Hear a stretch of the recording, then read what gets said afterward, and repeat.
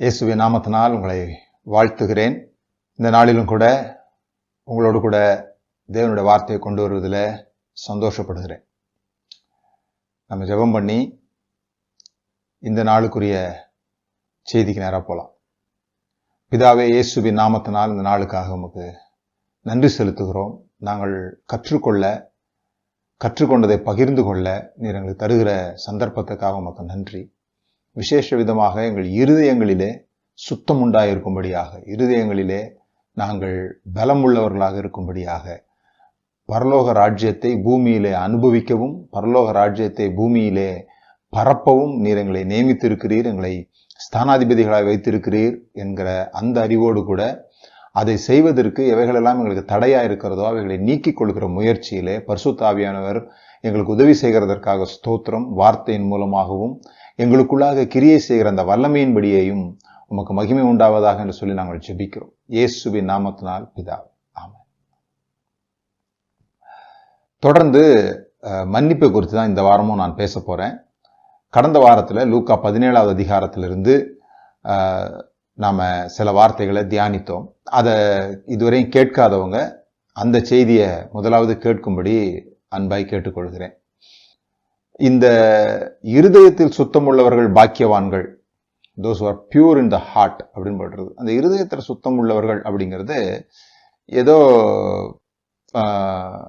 இந்த இச்சை சம்பந்தமான விஷயத்தோடு கூட சில பேர் சம்பந்தப்படுத்தி பேசுறத நான் கேட்டிருக்கிறேன். அதாவது இருதயத்துல சுத்தம்னா வேற யாரையும் இச்சையோடு கூட பார்க்காம இருக்கிறது அப்படிங்கிற மாதிரி, ஆண்களுக்கா இருந்தாலும் பெண்களுக்கா இருந்தாலும். ஆனா இருதயத்தில் சுத்தம் அப்படிங்கிறதுக்கு எக்ஸாக்டா அர்த்தம் சொல்லணும் அப்படின்னு சொன்னா, ஒரே சிந்தையோடு கூட இருக்கிறவர்கள், இருதயத்தில் சுத்தமுள்ளவர்கள் பாக்கியவான்கள், அவர்கள் தேவனை தரிசிப்பார்கள் அப்படின்னு சொல்றது தேவனை தரிசிக்க வேண்டும் என்கிற அந்த எண்ணத்தோடு இருக்கிறவர்கள். இருதயத்துல சுத்தம் அப்படிங்கிறது பலவிதமான எண்ணங்கள் இல்லாம ஒரே விதமான எண்ணத்தோடு இருக்கிறத பற்றி அந்த இடத்துல சொல்லப்பட்டிருக்குது. அதே சமயத்துல இன்னொரு விஷயம் அதுல நம்ம என்ன புரிந்து கொள்ளலாம் அப்படின்னு சொன்னா, இந்த இருதயம் என்று சொல்லப்படுகிறது ஏதோ ஒரு ஆர்கன் கிடையாது. ஏதோ ஒரு இந்த லேப்டாப்னு துடிக்குது இல்லையா, நம்ம ரத்த ஓட்டத்தை கொடுக்குது இல்லையா, அந்த இருதயத்தை குறிப்பிடல. ஆனா அந்த இருதயம் இந்த மனித உயிர் வாழ்வதற்கு எவ்வளவு முக்கியமா இருக்குதோ அது போல முக்கியமான ஒரு விஷயம். அது என்னன்னு சொல்லி சொன்னா, இந்த இருதயம் என்பது நம்முடைய தாட், நம்முடைய நினைவுகள். அந்த நினைவு என்கிற அந்த அமைப்புல தான் எல்லாமே இருக்குது. மனிதர்களுக்கு இருக்கிற மிகப்பெரிய ஆற்றல் என்னன்னு சொல்லி சொன்னா ஞாபக சக்தி, ரெண்டாவது இமேஜினேஷன் பவர். நம்மளால கடந்து போனதை மறுபடியும் நினைத்து பார்க்க முடியும், இதுவரைக்கும் நடக்காததை நடக்கிறது போல கற்பனை செய்ய முடியும். இந்த ரெண்டுமே இந்த எண்ணம் என்கிறதுல தான் இருக்குது. ஸோ இந்த எண்ணத்துல தான் தேவனே வாழ்கிறார். வானம் அவருக்கு சிங்காசனம், பூமி அவருக்கு பாதபடி. அவரு அதுல வாழ்றது இல்ல, எவ்வளவு பெரிய ஆலயத்தை கட்டுவோம் அப்படின்னு சொல்லப்பட்டிருக்குது. ஆனா அவர் நமது இருதயங்களில் வாழ்கிறார் அப்படின்னு சொல்லி சொன்னா, இந்த சின்ன ஒரு கையளவு இருக்குதே, துடிச்சிட்டு இருக்குதே, அதுக்குள்ள அவர் போய் வாழலை. அது நம்ம சின்ன வயசுல ஏசப்பா எங்க இருக்கிறாருன்னா இங்க இருக்கிறாருன்னு காமிப்போம், இருதயத்துல இருக்கிறாருன்னு சொல்லுவோம். அப்புறமா குழந்தைங்களுக்கு மேல இருந்து ஏசப்பா பாக்குறாரு, எதுவும் தப்பு பண்ணாதுன்னு சொல்லுவோம். குழந்தையோ குழம்பிடும், இப்ப உள்ள இருக்கிறாரா வெளியே இருக்கிறாரா மேல இருக்கிறாரான்னு சொல்லி. அந்த குழப்பம் குழந்தைக்கு மட்டும் இல்ல, நம்மளே பெரியவங்களுக்கே நிறைய பேருக்கு இருக்குது.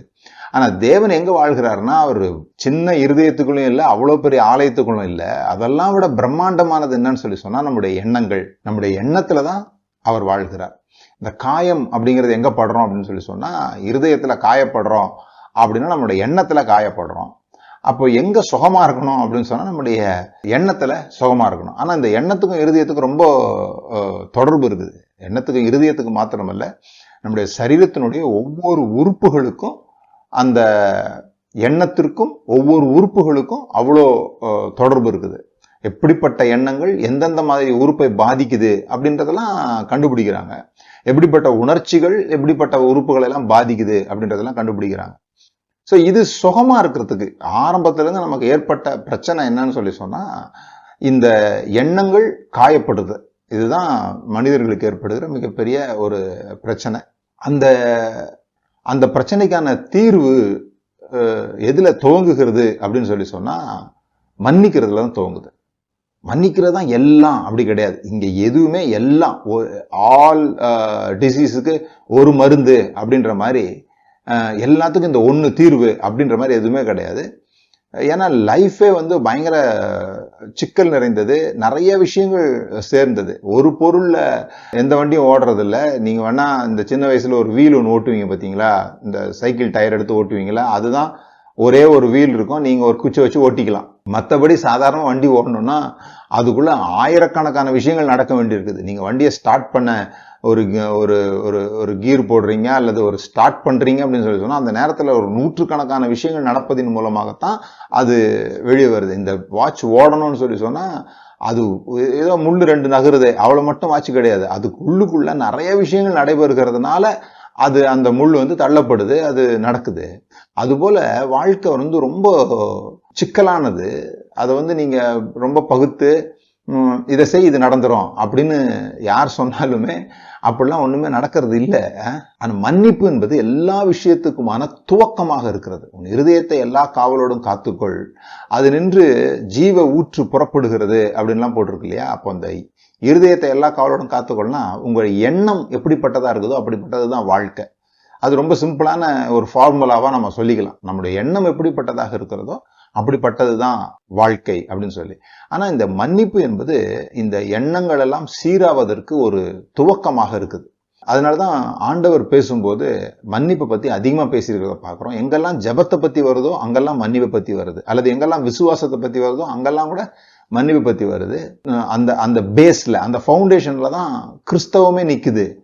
ஏன்னு சொன்னா எதுக்காக இயேசு கிறிஸ்து வந்து பரலோகத்துக்கு போனாருன்னே நம்ம பேசுறாங்க அப்படின்னு சொல்லி சொன்னா நம்மளுடைய பாவங்களை மன்னிப்பதற்காக அப்படின்னு சொல்லிட்டு, அது ஒரு பக்கம் இருந்தாலும் கூட அவர் இந்த உலகத்துல வாழும் பொழுது எதை வந்து எப்பிட்டோமா ஒரு உச்சகட்டமாக அவர் எதை வந்து நமக்கு காண்பித்தார் அப்படின்னு சொல்லி சொன்னா, சிலுவையில அவர் அடிக்கப்பட்டு தொங்கும் பொழுது பிதாவை இவர்கள் அறியாமல் செய்கிறார்கள், இவர்கள் செய்வது என்னதென்று அறியாது இருக்கிறார்கள், இவர்களுக்கு மன்னியும் அப்படின்னு சொன்னார் பாத்தீங்களா.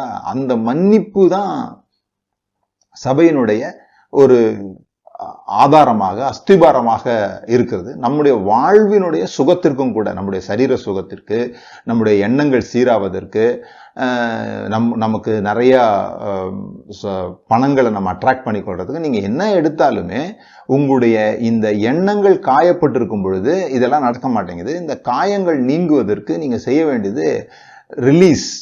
அது பேர் தான் ஃபர்கிவ்னஸ்ன்னு சொல்றோம். ஃபர்கிவ்னஸ் அப்படிங்கிறது உங்களுக்கும் அவங்களுக்கும் உள்ள ஒரு அன்ஹோலி டை உண்டாயிடுது. ஒரு காயப்படும் பொழுது அல்லது ஒருத்தருக்கு ஒருத்தர் பிடிக்காம போகும்போது 2 பேருக்குமான ஒரு சங்கிலிகள் கட்டப்படுறது போல பிணைக்கப்பட்டுறோம். ஏன் அப்படின்னு சொல்லி சொன்னா, நீங்க யோசித்து பாருங்க, உங்களுக்கு பிடிச்சவங்களோட நீங்க ரொம்ப யோசிக்க மாட்டீங்க. பிடிச்சவங்களை எப்போ யோசிப்போம்னா ரொம்ப காதல்ல இருக்கும்போது எப்போ பார்த்தாலும் யோசிச்சுட்டே இருப்போம். அதுக்கப்புறமா எப்பவுமே அவங்கள பத்தி யோசிக்கிறதே இல்லை. பிடிச்சவங்க தானே அவங்க இருப்பாங்க. ஆனா யார் உங்களுக்கு பிடிக்காம போயிட்டாங்களோ, யாரை நீங்க வந்து வெறுக்கிறீங்களோ, யார் உங்களுக்கு அநியாயம் செஞ்சுட்டு தான் நினைக்கிறீங்களோ அவங்களதான் எந்த நேரமும் நினைச்சிட்டு இருப்பீங்க. என்ன செய்யறாங்க, இப்ப என்ன செய்யறாங்க, இப்ப என்ன பண்ணிட்டு இருப்பாங்க அப்படின்ட்டு அவங்களுடைய எண்ணங்கள் தான் எப்பவும் என்ன பண்ணிட்டு இருக்கு, நமக்குள்ள ஓடிக்கிட்டே இருக்குது. அதனாலதான் இதை வந்து நான் கழிவுகளை வெளியே ஏற்றுவதற்கு ஒப்பான ஒரு காரியமாக சொன்னேன். எப்படி தினந்தோறும் நம்ம வெளியே போயிட்டு வந்தா நம்ம மேல அழுக்கு ஆயிடுது, தூசிகள் பட்டுருது, அதை நம்ம எப்படி கழுவி விடுறோமோ, எப்படி தினந்தோறும் பசிக்கும் போது சாப்பிடுகிறோமோ, அது போல இந்த இடரல்கள் நமக்கு விரோதமாக நமக்கு பிடிக்காத மாதிரியான நடக்கிற நிகழ்வுகள் எப்பொழுதும் நடந்து கொண்டே இருக்க போகுது. அதை நம்ம உடனே கழுவுகிறது போல, உடனே கழிவுகளை நீக்குகிறது போல நீக்குவதற்கான சிஸ்டத்தை நமக்குள்ள ஏற்படுத்தி கொள்ளணும். இன்னும் சொல்ல போனா forgiveness is an art. அதை சரியான முறையில செய்தோம்னு சொல்லி சொன்னா நாம மகிழ்ச்சியா இருக்க முடியும், மற்றவர்களும் மகிழ்ச்சியாக நாம் வைத்துக் கொள்ள முடியும். நிறைய பேர் என்கிட்ட இந்த forgiveness பத்தி நான் பேசும்போதெல்லாம் என்கிட்ட கேட்கறது உண்டு.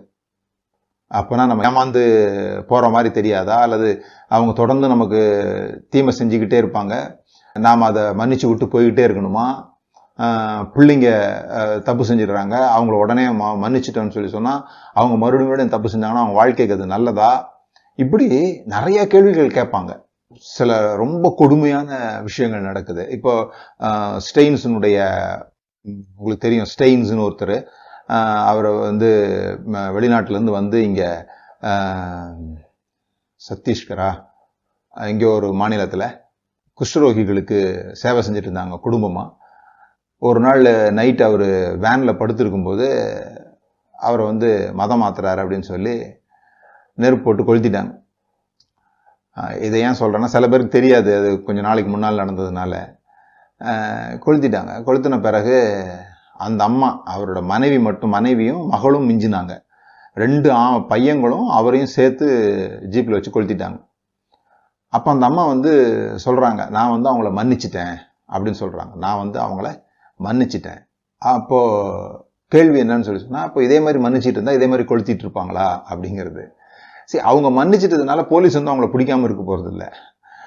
அவங்க மன்னிச்சிட்டதுனால அவங்களுக்கு சட்டப்படி கிடைக்க வேண்டிய தண்டனையோ, அவர்களுக்கு இந்த நாட்டில் என்ன நீதின்னு சொல்லி சொல்லப்படுதோ, இந்த நாட்டினுடைய சட்டத்திட்டங்களுக்கு உட்பட்டு அவர்களுக்கு விசாரணைகளும், அவர்களுக்கு வக்கீலும், பிறகு அவங்க விடுதலை ஆனாங்களா, அவங்க சேர்ந்தாங்களான்றதெல்லாம் அவரோட வக்கீலை பொறுத்தது, சாட்சியங்களை பொறுத்தது, இது மாதிரி நிறைய விஷயங்கள் இருக்குது.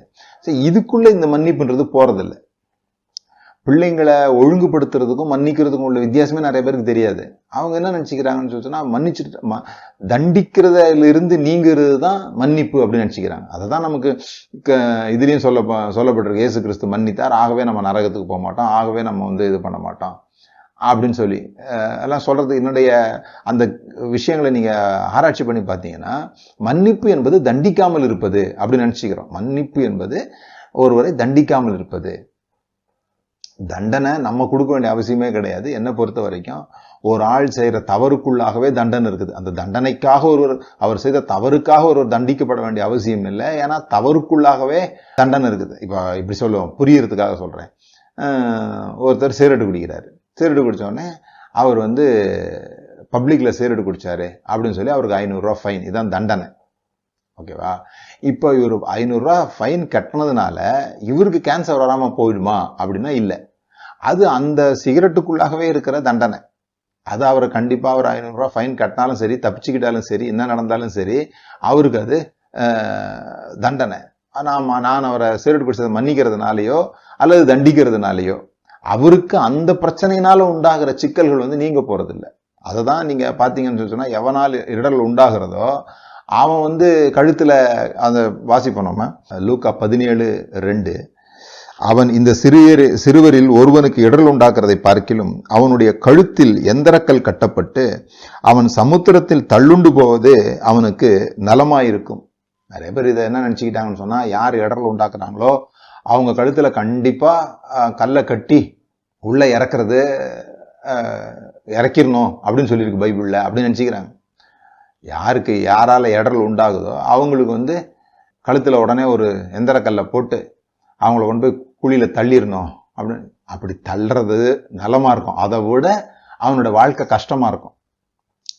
நீங்க அந்த எந்திரக்கல்ன்றது உங்களுக்கு தெரியும், இந்த திருகலை தான் எந்திரக்கல்னு சொல்லுவாங்க. அப்போ வந்து வீட்டுக்கு வீடு எந்திரக்கல்லாம் இல்லை, ஒரு பெரிய எந்திரக்கல் இருக்கும். சொசைட்டி நம்மலாம் நாங்கெல்லாம் சின்ன வயசுல பஞ்சாயத்து டிவின்னு ஒன்று பார்ப்போம். பஞ்சாயத்து டிவி, அங்கதான் வந்து எல்லாரும் வந்து உட்காந்து டிவி பார்ப்பாங்க. எல்லார் வீட்லயும் டிவி இருக்காது, பெரிய பணக்காரங்க வீட்டில் தான் டிவி இருக்கும். அது மாதிரி தான் அந்த எந்திரக்கல், பொது அடுப்பு, அதெல்லாம் அந்த காலங்களில் இருந்துச்சு. ஒருத்தர் வீட்டுக்குள்ளேயும் இருக்கிறது இல்லை. அவங்க வந்து ஒரு கூட்டு சமுதாயமாக வாழ்ந்தாங்க. பிறகு அது கூட்டு குடும்பமாச்சு, அதுக்கப்புறமா அது தனித்தனி குடும்பமாச்சு. அந்த மாதிரி ஒரு பெரிய கல்லை நீங்க வந்து கழுத்துல மாட்டி விட்டீங்கன்னா அது நடக்க கூட முடியாது. அப்போ வாழ்க்கையில முன்னேற்றம் அடைகிறதற்கும் வாழ்க்கையில ஃப்ரீயா நடக்கிறதுக்கும் பாருங்க, கழுத்துல போட்டோம்னு சொல்லி சொன்னா கழுத்தை திருப்பவோ மொபிலிட்டி, உங்களால முன்னேறி நடக்க முடியாது. ரெண்டாவது வந்து ஜீவன் இருக்கு, இந்த த்ரோட்ல வந்து இது வந்து இப்படி அழுத்திக்கும். அப்ப இந்த ஜீவனை வந்து அது தடுக்குது. அந்த மாதிரி எண்ணத்துலதான் சொல்லப்பட்டிருக்குது. அப்ப யார் இடர்கள் உண்டாக்குறாங்களோ அவர்கள் தண்டிக்கப்பட வேண்டியவர்கள்லாம் கிடையாது. ஏன்னா அவன் யாரால இடர்கள் உண்டாகுதோ அவனுக்கு வந்து இந்த கல்லை விட மோசமான நிகழ்வுகள் அதனாலே உண்டாகுது, அவனுடைய ஆட்டிடியூடாலேயே. யாருக்குமே பிடிக்காம ஒருத்தன் நடந்துகிட்டே இருக்கிறான்னு சொல்லி சொன்னா அதுக்காக அவனை அடிச்சு ஒழுங்குபடுத்தணும்ன்றா. அதெல்லாம் செய்யுங்க, அது சொசைட்டிக்கு நல்லது. ஆனா நீங்க மன்னிக்கிறதுனாலயோ தண்டிக்கிறதுனாலயோ இது அவனை விட்டு நீங்க போறதில்ல, இது அவனுடைய செய்கையினால உண்டாகிற பிரச்சனையா இருக்குது. இதுதான் நம்ம புரிந்து கொள்ளணும். சோ அப்ப ஏன் மன்னிக்கிறோம்னு சொல்லி சொன்னா, மன்னிக்கிறது அவனுக்காக இல்லை, மன்னிக்கிறது நமக்காக, நாம நல்லா இருக்கிறதுக்காக. அதை விளக்குறதுக்கு தான் இவ்வளவு நேரம் நான் சொல்லியிருக்கிறேன். மன்னிப்பு என்பது அடுத்தவர்களுக்கு தண்டனை கிடைக்காம போயிடுமோன்ற பதட்டத்துல தான் நாம மன்னிக்காம இருக்கிறோம். மன்னிக்கலாம் அவனுக்கு எப்படி தான் அவன் செஞ்சது தவறுன்னு தெரியும், மன்னிச்சுட்டா எப்படி தெரியும், மன்னிச்சுட்டா அவன் செஞ்சது தவறுன்னு அவனுக்கு எப்படி தெரியும் அப்படிலாம் என்கிட்ட கேட்டிருக்கிறாங்க. இதெல்லாம் ஏன் இந்த கேள்விகள் வருதுன்னு சொல்லி சொன்னா, மன்னிப்புனா என்னன்னு புரியாததும் எப்படி மன்னிக்கணும்னு தெரியாததும். அதை தான் கடந்த வாரத்தில் நான் சொன்னேன் உங்களுக்கு. ஆண்டவர் சொல்றாரு, அப்படி ஒருத்தன் உனக்கு விரோதமா ஏதாவது செஞ்சான்னா, உனக்கு இடரல் உண்டாக்குனா, அஃபென்ஸ் உண்டாக்கு. அஃபென்ஸ்னா என்ன? Contrary to your expectation. நீங்கள் விரும்புகிறது போல, நீங்கள் எதிர்பார்க்கிறது போல ஒருத்தர் நடந்து கொள்ளாத போது உங்கள் எண்ணத்தில் அவரை குறித்தோ அவருடைய செய்கையை குறித்தோ ஒரு காயம் ஏற்படுகிறது, ஒரு பள்ளம் விழுந்துருது. கான்ட்ரரி டு யுவர் எக்ஸ்பெக்டேஷன் அல்லது காஸ் ஆஃப் டிஸ்பிளஷர், நமக்கு சங்கடத்தை உண்டு பண்ணுகிற, மகிழ்ச்சியை ஏற்படுத்தாத ஒரு ஒரு உணர்வுக்கு அது காரணமா இருந்ததுன்னா அதை தான் எடரல் அல்லது அஃபென்ஸ் அப்படின்னு சொல்லி சொல்றோம். அப்படி நடைபெறும் பொழுது நீ அவனை கடிந்து கொள் அப்படின்னு போட்டிருக்கு. நீ அவனை கடிந்து கொள். அப்படி கடிந்து கொள்னா போய் திட்டுறது இல்லை, அவனுக்கு விளங்க பண்ணு, போய் சொல்லு. நீ காயப்படுறதுன்றத அவனுக்கு போய் சொல்லு. அவன் மனஸ்தாபப்பட்டால், கன்சிடர் பண்ணா, ஐயோ அப்படியா சரி நான் என்னை திருத்திக்கிறேன் அப்படின்னு சொல்லி சொன்னா, அல்லது அதுக்கு விளக்கம் கொடுத்தா, அல்லது நீங்க தப்பா புரிஞ்சுக்கிட்டதா அவன் சொன்னால், நான் அப்படி நினைக்கல, நீங்க தப்பா புரிஞ்சுக்கிட்டீங்க, இது எது சொன்னாலும் அவனை மன்னிப்பாயாக, அந்த எண்ணத்தை விட்டு விடுவாயாக. அவன் உங்களுக்கு விரோதமா தான் செஞ்சான் அப்படிங்கிற எண்ணத்தை விட்டுருங்க, அதை ரிலீஸ் பண்ணி விட்டுருங்க. இதை நம்ம புரிந்து கொண்டோம்னு சொல்லி சொன்னா, இந்த சிஸ்டம் 7 முறை மட்டும் இல்ல. அவங்களுக்கு இது புரியாதனால தான் கேட்கறாங்க, எத்தனை முறை மன்னிக்கிறது அப்படின்னு கேட்கறாங்க.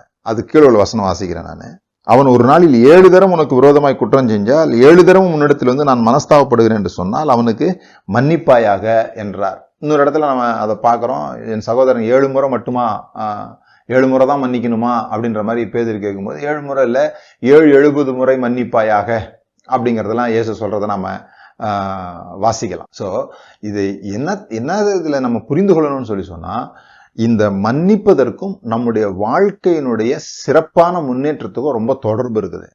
எப்படிப்பட்ட விஷயத்தை நீங்க மன்னிக்க ரெடியா இருக்கிறீங்களோ, ஃபர்ஸ்ட் கிரேட் அஃபென்ஸ்னு சொல்லுவோம்.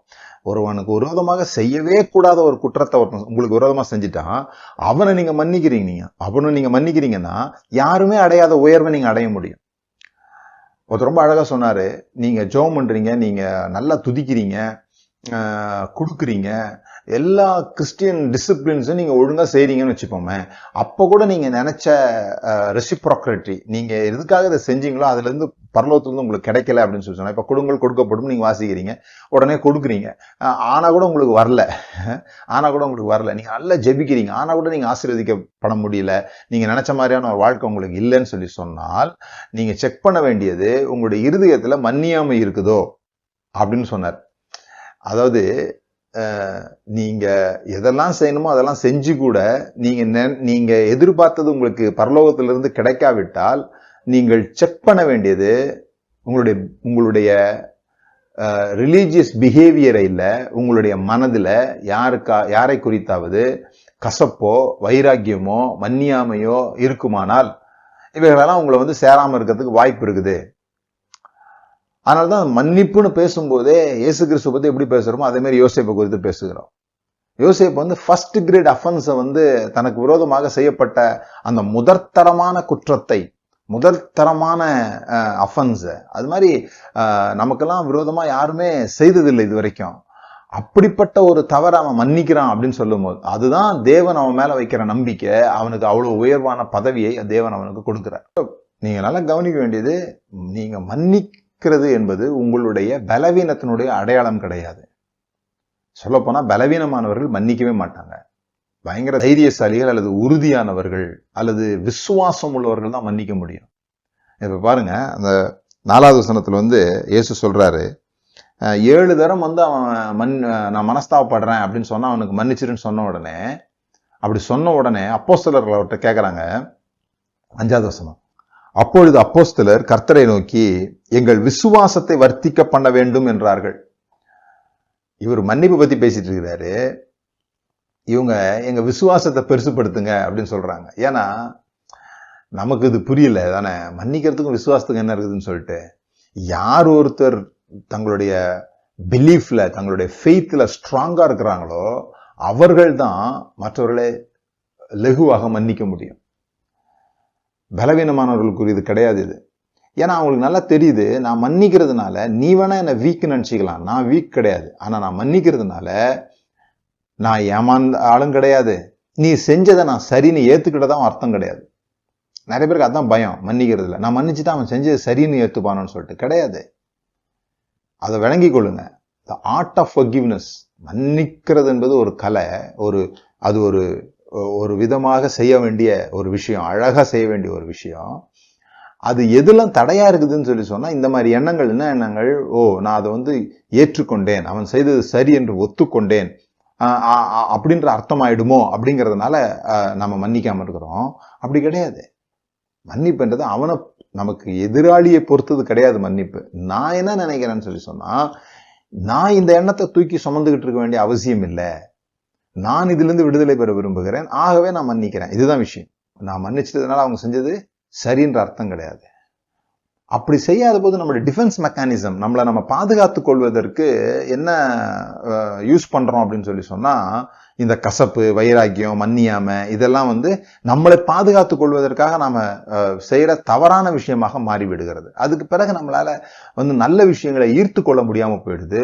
நமக்கு மட்டும் ஏன் தான் நல்லதே நடக்க மாட்டேங்குதுன்னு பேச ஆரம்பிச்சிடும். அதுக்கப்புறமா இப்ப பாருங்க, அப்போஸ்தலர்கள் கேட்கறாங்க. இது கேட்டவங்க அந்த இடத்துல நீங்க சீஷரன் கூட போடல, அப்போஸ்தலர்கள் நல்ல ஹை கிரேட்ல சொல்றாங்க.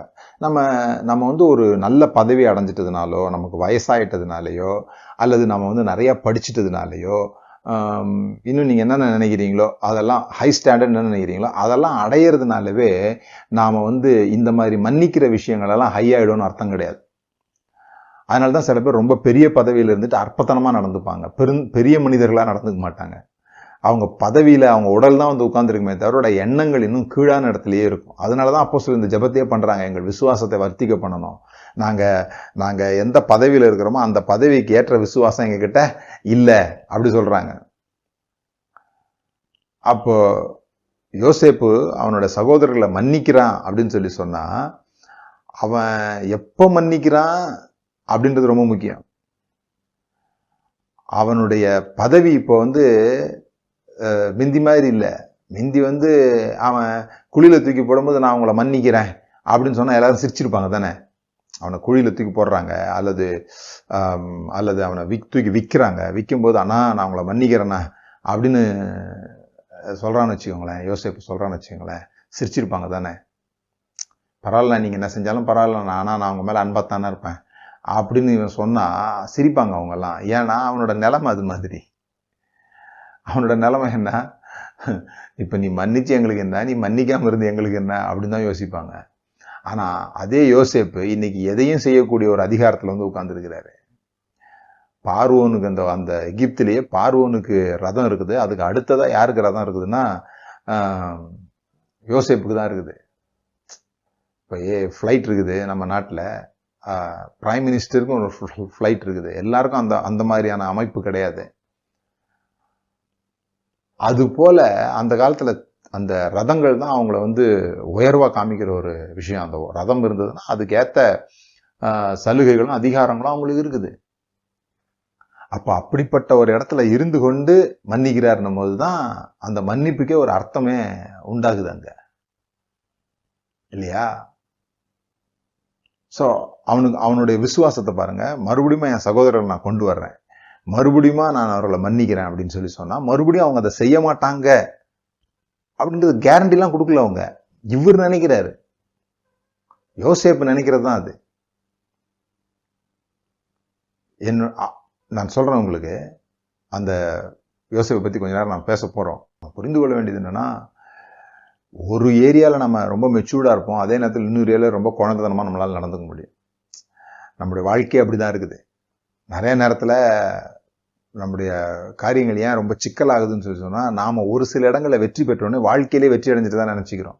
இப்ப நான் நல்லா பிரசங்கம் பண்றேன், நான் எங்க போனாலும் ஒரு 5000 பேர் கூடிடுறாங்க, யூடியூப்ல எனக்கு இவ்வளவு ஃபாலோவர்ஸ் இருக்காங்க, எனக்கு வந்து மாசம் நான் இவ்வளவு சம்பாதிக்கிறேன், இதெல்லாம் எனக்கு வந்த உடனே நான் என்ன நினைக்கிறேன், நான் எல்லாத்துலயுமே வெற்றி அடைஞ்சிட்டேன் போல் இருக்குன்னு. இல்ல, சில பகுதிகள் என் குடும்பத்துல நான் நடந்துக்கிற விஷயங்களோ, மற்றவர்களோடு கூட நான் பேசுகிற காரியங்களோ, மற்றவர்கள் கொடுக்கிற அன்பை ஏற்றுக்கொள்ள முடியாம போகிறதுலையோ, நிறைய விஷயங்கள்ல ரொம்ப அற்பத்தனமா நான் நடந்துக்க முடியும். ஒரு இடத்துல உயர்வாகவும் இன்னொரு இடத்துல தாழ்வாகவும் நம்மால் இருக்க முடியும். நம்மளால ஏன் அதை ஒத்துக்கொள்ள முடியலன்னா, நாம அதை நம்புறது இல்லை. நாம என்ன நினைக்கிறோம்னா, நான் வெற்றி அடைஞ்சிட்டேன், இன்னும் ஏன் என்னை வந்து எனக்கு வந்து ஆலோசனை சொல்றீங்க, இன்னும் என்ன வந்து ஏன் குறை சொல்றீங்கன்னு ஏன் கேட்கறோம் அப்படின்னு சொல்லி சொன்னா, நாம ஒரு இடத்துல லிஃப்ட் ஆனதுனால எல்லா இடத்துலயும் லிஃப்ட் ஆகிட்டு தான் நினைச்சிட்டு இருக்கிறோம். நம்மளை யாரும் குறை சொல்ல முடியாத இடத்துக்கு வந்துட்டோம் அப்படின்னு நினைச்சிட்டு இருக்கிறோம். அதனாலதான் ஈஸியா அஃபண்ட் ஆயிடுறோம். என்ன பார்த்து எப்படி இப்படி சொல்லலாம் அப்படின்னு ஏன் கேட்கறாங்கன்னா, அவங்க தங்களை முழுமையாக வெற்றி அடைந்தவர்களாக நினைத்துக் கொள்கிறாங்க. இல்ல, ஒரு சில பகுதிகளில் நம்ம உயர்ந்திருப்போம், ஒரு சில பகுதிகளில் நம்ம ரொம்ப மோசமா நடந்து கொள்ளக்கூடிய வாய்ப்பு இருக்கிறது. இப்ப இவங்க கேட்கறாங்க, எங்கள் விசுவாசத்தை வர்த்திக்க பண்ணும் அப்படின்ன உடனே அவரு சொல்ற பதில் பாருங்க. அதற்கு கர்த்தர், கடுகு விதை அளவு விசுவாசம் உங்களுக்கு உண்டாயிருந்தால் இந்த காட்டத்தி மரத்தை நோக்கி நீ வேரோடே புடுங்குண்டு கடலில் நடப்படுவாயாக என்று சொல்ல அது உங்களுக்கு கீழ்ப்படியும். இன்னொரு இடத்துல சொல்லும்போது மலையை பார்த்து பேசுங்க அப்படின்னு சொல்லி சொன்னார். அவரு மரத்தை பட்டு போக செய்யும் போது இவங்க வந்து கேட்கறாங்க. உடனே இவர் சொல்றாரு, உங்களுக்கு விசுவாசம் இருந்தா நீங்க மலையை பார்த்து பேசலாம் அப்படின்ட்டு. மலைன்றது என்ன, ஒரு எக்ஸ்டர்னல் தடை, வெளிப்பிரகாரமா இருக்கிற ஒரு தடையை வந்து நீங்க விலகுங்க. அதுதான் நம்ம இன்னைக்கு வந்து விசுவாசம் அப்படின்னு பயன்படுத்துறோம். என்ன பயன்படுத்துறோம், நமக்கு விரோதமாக வருகிற எந்த எதிரியா இருந்தாலும், எந்த விதமான பிசாசா இருந்தாலும், எந்த விதமான வறுமையா இருந்தாலும், எந்த விதமான பிரச்சனைகளா இருந்தாலும், இயேசுவின் நாமத்துல போ அப்படின்னு சொன்னா அது போயிடும்லாம் நமக்கு தெரியும். மலை போல பிரச்சனை வந்தாலும் நம்முடைய வார்த்தையில வல்லம் இருக்குது, விலகிப்போ அப்படின்னு சொன்னா எவ்வளவு விசுவாசத்தை வளர்த்து கொள்கிறோமோ அந்த அளவுக்கு நம்ம வந்து அதை வந்து பேசணும்னு சொல்லி சொன்னா அது போயிடும். நமக்கு தெரியும். நமக்கு தெரியாத விஷயம் என்னன்னா, நம்மளுக்கு உள்ளுக்குள்ள இருக்கிற பிரச்சனைகளுக்கும் அந்த விசுவாசத்தை பயன்படுத்த முடியும்ன்றது தான். வெளிப்பிரகாரமா இருக்கிற பிரச்சனை மலை போன்றது, ஆனா உள்பிரகாரமா இருக்கிற பிரச்சனை மரம் போன்றது. ஏன்னா மலைகளுக்கு வந்து வேர் கிடையாது. அது வந்து மலைக்கு வந்து வேர் பிடிக்கிறது இல்லை, போனா போயிடுது. ஆனா இங்க வந்து மரத்தை பத்தி சொல்றாரு. எங்க விசுவாச மன்னிப்பை பத்தி பேசும்போது விசுவாசத்தை பத்தி கேட்கறாங்க. விசுவாசத்தை பத்தி கேட்டோன்னே மரத்தை பத்தி சொல்றாரு. ஏன்னா உங்களில் யாதொரு கசப்பான வேர் எழும்பி, அது ஒரு மரம் மாதிரி, அது உள்ளுக்குள்ள வேர் பிடிச்சி அப்படியே வெளியே வந்து அதனுடைய கனிகள்லாம் வர ஆரம்பிச்சிடும். அதனாலதான் நம்மளால அதை நீக்க முடியாம கஷ்டப்படுறோம். சில பேர் சொல்லுவாங்க, நான் மன்னிச்சிருவாங்க ஆனா மறக்க முடியாதுங்க அப்படிம்பாங்க. யாருமே இங்க மறக்க சொல்லல. மறக்கிறது அப்படிங்கிறது வந்து இயல்பா நடக்கிற ஒரு விஷயம். ரொம்ப நாள் ஆயிடுச்சுன்னா நம்ம மறந்துடுவோம். புரியுதுங்களா? சில பேர்லாம் நீங்க பார்த்திருக்கீங்களா, எதுக்கு சண்டை போட்டோன்னே தெரியாது, ஆனா சண்டைன்றது மட்டும்தான் ஞாபகத்துல இருக்கும். ஏன்னா அவ்வளவு நாள் ஆயிட்டு இருக்கும், 10 வருஷமா ஆயிட்டு இருக்கும். என்ன சண்டை போட்டோம் அப்படின்றது மறந்துருக்கும், ஆனா சண்டைன்றது தெரியும், பேசாமலே இருப்பாங்க. விஷயம் புரிந்து கொள்ளணும். நம்ம வேர் இருக்கு பாத்தீங்களா, இந்த வேர்ல இருந்து புடுங்கி அது நீக்கப்படலைன்னு சொல்லி சொன்னா அதனுடைய கனிகள் வெளிப்பட்டுக்கிட்டே இருக்கும். அந்த மன்னியாமையினால உண்டாகிற கனிகள் வந்து வெளிப்பட்டுக்கிட்டே இருக்கும். அதை பத்தி நான் சொல்ல போறேன் உங்களுக்கு, அதனுடைய கனிகள் என்னென்ன அப்படின்னு சொல்லிட்டு. என்ன சைன், நீங்க இன்னும் ஃபுல்லா ஒருத்தரை வந்து மன்னிக்கல, உங்களோட இருதயம் இன்னும் சுத்தமாகல அப்படிங்கிறதுக்கு ஒரு சில சைன்ஸ் இருக்குது. அதுதான் கனிகள்னு சொல்றோம். ஸோ ஆண்டவர் சொல்றாரு, உங்களுக்கு உள்ள இருக்கிற பிரச்சனைகளை நீக்கிறதுக்கும் நீங்க விசுவாசத்தை பயன்படுத்த முடியும், வெளியே இருக்கிற பிரச்சனைகளை பயன்படுத்துறதுக்கும் நீங்க விசுவாசத்தை பயன்படுத்த முடியும். அதே மாதிரிதான் சில பேர் இப்படி கேட்பாங்க, நான் ஒரு கம்பெனியில ஒருத்தன் ஏதோ காசு பண்ணி எடுத்துட்டான், அவனை வந்து மன்னிச்சிடணுமா அப்படின்னு கேட்பாங்க. நான் சொல்லுவேன், மன்னிக்கலாம். அப்ப மன்னிச்சு தொடர்ந்து வேலை வச்சா மறுபடியும் எடுத்துட்டா உங்களை யார் தொடர்ந்து வேலை வைக்க சொன்னா? பாத்தீங்களா, இந்த மன்னிக்கிறதுன்றது இவங்க தொடர்ந்து வேலையில வச்சுக்கிறதுன்னு நினைச்சுக்கிறாங்க. கிடையாது, தொடர்ந்து வேலையில வைக்கிறது கிடையாது. அவனை மன்னிச்சிட்டீங்கன்னா அவனை வேலையில இருந்து எடுக்கிறது நீங்க அந்த கம்பெனியில என்ன ரூல்ஸோ மற்றவர்களுக்கு என்ன பாதுகாப்போ அதெல்லாம் நீங்க ஏற்படுத்துறீங்க. ஆனா அவனை குறிச்ச ஒரு வன்மம் உங்களுக்குள்ள இல்லாம இருந்ததுன்னா நல்லது. அவன் போன பிறகு கூட அவனை பத்தியே யோசிச்சுட்டு இருக்கிறது, அவன் இந்த திருடிட்டதுனால தான் நான் நஷ்டமாயிட்டேன், அவன் திருடிட்டதுனால தான் நான் இந்த நிலைமைக்கு வந்துட்டேன், கம்பெனியே உடஞ்சு போச்சு, இதையே பேசி மற்றவங்கள்ட்ட பேசி இந்த கசப்பை வளர்த்துட்டே இருக்கோம்ல, அங்கிருந்து நம்ம விடுதலை ஆகாம அவனை கூடவே வச்சிருந்து மட்டும் என்ன பிரச்சனை? இப்ப நீங்க அவனை கூடவே வச்சிருந்து கூட ஒரு சிசிடிவி கேமரா போட்டு அவன் பின்னாலேயே சுத்த விடுறீங்கன்னு வச்சுங்களா, அவன் மேலேயே கவனமா இருக்கிறீங்க, மத்த எல்லா விஷயத்தையும் நீங்க மறந்துடுறீங்கன்னா அது கூட உங்களுக்கு ஒரு வகையில நஷ்டம் தான். ஸோ புரிந்து கொள்ள வேண்டியது, அந்த மனுஷனை நீங்க உடனே கட்டிப்பிடிச்சு ஏத்துக்கோங்கன்னு நான் சொல்லவே இல்லை. மன்னிச்சிருங்க அப்படின்னு சொல்லி சொன்னா உடனே அப்படியே போய் அந்த அவன் என்ன தப்பு பண்ணியிருந்தாலும் பரவாயில்ல, மறுபடியும் நான் அடி வாங்கறதுக்கு ரெடியா இருக்கிறேன் அப்படின்றதெல்லாம் கிடையாது. இதெல்லாம் நம்ம யோசேப்பினுடைய வாழ்க்கையில இருந்து கற்றுக்கொள்ள முடியும். மன்னிப்புங்கிற விஷயத்துல யோசேப்பினுடைய வாழ்க்கையில நம்ம பார்த்தோம்னு சொல்லி சொன்னா, அவனை முதல்ல அவனை எடுக்கிறதே அந்த கோட்டை தான் எடுக்கிறாங்க. அவன் அப்பா அவனை நேசிச்சாரு, நேசிச்சு ஒரு வஸ்திரம் கொடுத்திருந்தாரு, அந்த வஸ்திரத்தை எடுக்கிறாங்க. அது மாதிரிதான் நம்மளை கூட யாரும் நம்மளை புண்படுத்தணுன்றது இல்லை அவங்களோட நோக்கம். நம்மளோட வஸ்திரத்தை எடுக்கணும், அவ்வளவுதான் அவங்க நோக்கம். நம்மளை புண்படுத்துறது மீன்ஸ் நமக்கு எது பிடிக்குமோ அது அவங்களுக்கும் பிடிக்குது, அதை நம்மள இருந்து நீக்கணும்னு பாக்குறாங்க. ஆனா யோசேப்புடைய கோட்டை தான் அவங்களால எடுக்க முடிஞ்சதே தவிர அவனுடைய கேரக்டர் அவங்கள விட்டு எடுக்க முடியல. யோசேப்பினுடைய கேரக்டர் தான் அவனை ராஜ பதவி அடைய வைத்தது, பிரதமர் பதவி கொண்டு போச்சு. இப்ப அவன் கோட் அவனுக்கு இருந்தா அவன் பிரதமர் பதவி அடைஞ்சிருக்க மாட்டான் தானே. ஏய், நல்ல கோட்டு போட்டிருக்கிறாருப்பா, பல வர்ண அங்கி உடுத்தி இருக்கிறாரு, அதனால இவரை பிரதமராக்கு அப்படின்னு சொல்லி அந்த ராஜா சொல்லியிருக்க போறது இல்லை. அப்பாவால ரொம்ப நேசிக்கப்பட்டவனா தெரியறான், அதனால ராஜாவாக்குன்னு அவர் சொல்ல போறது இல்லை. இவங்க நினைச்சுக்கிட்டாங்க அந்த கோட்ல தான் எல்லாம் இருக்குன்னு சொல்லிட்டு. ஆனா இவன் கேரக்டர்ல இருந்துச்சு விஷயமே. அன்றைக்கு எப்படி இருந்தானோ, அன்றைக்கு எப்படி அண்ணமாரை நேசிச்சானோ, அன்னைக்கு எப்படி அண்ணமாருக்கு பலகாரம் கொண்டு வந்தானோ, பலகாரம் கொண்டு வரும்போது தானே அவன் அண்ணமாருக்கு பசி போக்குவதற்கு கொண்டு வரும்போது தான் அவனை பிடிச்சி உள்ளவே தள்ளுறாங்க. இப்பவும் அண்ணமாருடைய பசி தான் இவன் தீக்குறான். சேம் கேரக்டர் தான். ஆனா மிந்தியோட இவன் உஷாரா இருக்கான் இப்போ. அதுதான் நான் உங்களுக்கு சொல்றேன். அந்த ஆர்ட் ஆஃப் ஃபர்கிவ்னஸ் தான் ரொம்ப முக்கியம். கலை, அது ஒரு கலை மாதிரி செய்வோம். சும்மா மன்னிச்சிட்டேன், எனக்கு யார் மேலேயும் வருத்தம் இல்லைங்க, இது மாதிரிலாம் உங்களை நீங்களே ஏமாத்திக்க கூடாது. நிறைய பேர் அப்படிதான் சொல்லி ஏமாத்திக்கிறாங்க. எனக்கு யார் மேலேயும் வருத்தம் இல்லைங்க, எல்லாரையும் நான் மன்னிச்சிட்டேன். அப்படின்னா நீங்க மன்னிக்கல இன்னும். ஏன்னா மன்னிக்க வேண்டிய முறையில மன்னிக்கல. இன்னும் போய் நீங்க அவங்களுக்கு சொல்லவே இல்லை. உன்னை நான் மன்னிச்சிட்டேன்னு அவனுக்கு சொல்லல. மன்னிச்சிட்டேன்னு சொன்னா அவனே கேட்பான், ஏன் என்ன மன்னிக்கிறேன்னு கேட்பான். ஏன் என்ன மன்னிக்கிறியா, நீ அன்னைக்கு இப்படி செஞ்ச, அப்படியா, நான் அப்படி நினைக்கவே இல்லையா, அது நீங்க வருத்தப்படுவீங்க நான் நினைக்கவே இல்லைன்னு அப்பதான் அவன் சொல்லுவான். அவன் இன்னும் கடிந்து கொள்ளவே இல்லை. அவன் மனஸ்தாபப்பட்டானா நம்ம பார்க்கவே இல்லை. அதுக்குள்ள எப்படி மன்னிச்சோம் நம்ம? ஏதோ ஒரு பிரசங்கத்தை கேட்டோம், ஏதோ ஒன்று சொன்னோம், நீங்க மன்னிக்கலாம், கடவுளை மன்னிக்க மாட்டாரு அப்படின்ற பிரசங்கத்தை கேட்டிருப்போம். ஏன்னா ஒருத்தனை 500 ரூபாய்க்கு மன்னிச்சான், அவன் போய் இன்னொருத்தன்ட்ட 50 ரூபாய்க்கு மன்னிக்கல, அதனால இந்த விஷயத்தை கேள்விப்பட்டு ராஜா அவனை பிடிச்சி சிறைச்சாலையில் போட்டாரு. அப்புறம் இன்னொரு ஜபம் வேற இருக்கு, நாங்க எவ்வளவு எங்க எதிராளிகளுக்கு மன்னிக்கிறோமோ அந்த அளவுக்கு எங்களுக்கு நீங்க மன்னிங்க அப்படின்னு சொல்லி ஒரு ஜபம் இருக்குது. ஆகவே நாம எந்த அளவுக்கு மற்றவங்களை மன்னிக்கிறோமோ அந்த அளவுக்கு தான் ஆண்டவரும் நம்ம மன்னிப்பாரு இப்படிலாம் சொன்னதுனால எல்லாமே ட்ரேடிங் தான் நமக்கு. அதனால நமக்கு என்ன நினைச்சு போச்சு, சரி நான் மன்னிச்சிட்டேன் அப்படின்னு சொல்லிக்கிறோமே தவிர மன்னிப்பு என்றால் என்ன நீங்க விளங்கி கொள்வீங்கன்னு சொல்லி சொன்னா அது ஒரு மிகப்பெரிய விடுதலை. அது ஆச்சரியமான ஒரு வாழ்க்கையில நம்ம அந்த அந்த கல்லை நீ ஒருத்தன் தூக்கிட்டு நடந்துட்டே இருக்கான்னு வச்சுங்களேன், அதை ரிலீஸ் பண்ணி விட்டா எப்படி இருக்கும், அந்த மாதிரி ஒரு உணர்வு நமக்கு வரும் ஒருத்தரை மன்னிக்கும் போது. அது வரைக்கும் நம்முடைய தொண்டைக்குழிக்குள்ள தண்ணி இறங்காதது அதுக்கப்புறமா இறங்க ஆரம்பிக்கும். சில பேர் உண்மையிலேயே கூட அப்படி நடக்கும். ஆமா, மனசு சுத்தமா இருக்கிறதுன்றது அப்படி ஒரு எப்படி உங்களுக்கு வயிறு சுத்தமா இருந்தா கண்ணெல்லாம் தெளிவா இருக்குமோ, இப்படி உடம்பு லெகுவா இருக்குமோ, அதே மாதிரிதான் மனசு சுத்தமா இருந்தா கூட ரொம்ப லெகுவா நீங்க உணர்வீங்க. அவனுடைய கோட்டை கலட்டினாங்களே தவிர நமக்கு என்ன பிரச்சனைன்னு சொன்னா, நம்ம கோட்டை கலட்ட வரும்போது நம்ம கேரக்டர் இழந்துடுறோம். நம்மள ஏதோ நமக்கு பிடிச்சமான ஒன்று வச்சிருக்கிறோம், அதை புடுங்கும்போது அது மட்டும் போக மாட்டேங்குது, கூடவே நம்ம பேசுற வார்த்தைகள் மூலமாகவும் நாம நடந்து கொள்கிற நடக்கை மூலமாகவும் அதுக்கு எப்படி ரெஸ்பாண்ட் பண்றதுல நம்முடைய குணாதிசயங்களும் நம்ம இழந்து போயிடுறோம். அவங்க நம்ம குணாதிசயங்களை எடுக்கிறதுக்காக வரல, நம்முடைய கோட்டை தான் எடுக்க வர்றாங்க. நாம தான் நம்முடைய குணாதிசயங்களை விட்டுடுறோம்.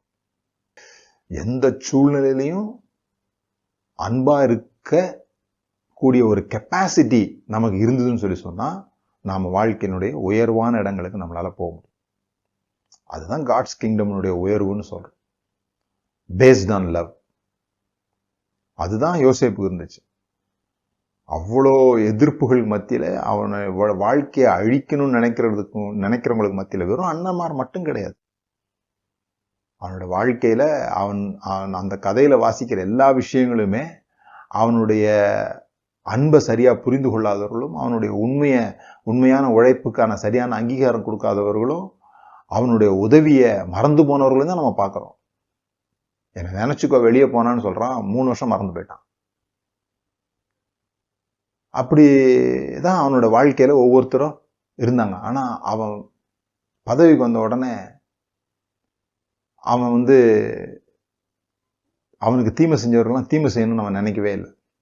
பெரிய முக்கியமான விஷயம் யோசிப்போட வாழ்க்கையில நான் வாசிக்கும் போதெல்லாம் யோசிக்கிறதுனா, அவங்க என்ன செஞ்சாங்கன்றதை விட, அதாவது குடியில தூக்கி போட்டாங்க, வித்துட்டாங்க, இப்படிலாம் வாசிக்கும் போது இதெல்லாம் ஓகே. என்ன செஞ்சாங்கன்றதை விட யார் செஞ்சாங்கன்னு நினைக்கிறது தாங்க ரொம்ப கஷ்டம்.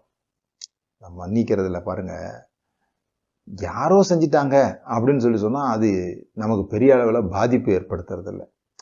ஆனா சொந்த அண்ணன், தன்னுடைய தகப்பனுக்கு பிறந்தவர்கள் அவனை தூக்கி போட்டுட்டு குழியில போட்டுட்டு அவன் சாகிறத காத்து கை கட்டி நின்று வேடிக்கை பார்க்குறாங்க.